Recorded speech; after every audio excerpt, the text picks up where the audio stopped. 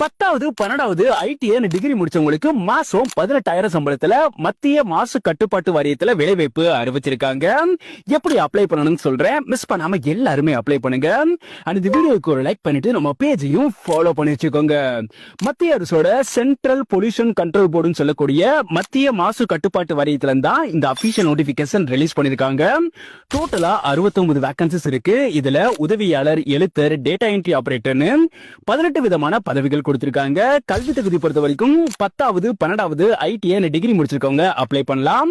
salary உங்களுக்கு 18,000 இருந்து இருக்கும். ஏஜ் லிமிட் 18 வயதுல இருந்து 27 வயதுக்குள்ள இருக்கணும்.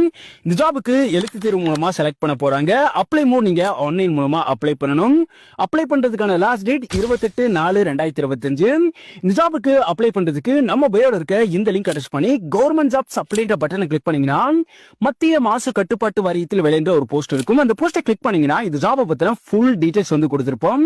அண்ட் கீழே பாட்டம்ல உங்களுக்கு அப்ளை பண்றதுக்கான லிங்க் வந்து இருக்கும். சோ அந்த லிங்க் மூலமா நீங்க அப்ளை பண்ணிக்க முடியும். இந்த வீடியோவை உங்களோட ஃப்ரெண்ட்ஸ் எல்லாருக்குமே ஷேர் பண்ணுங்க.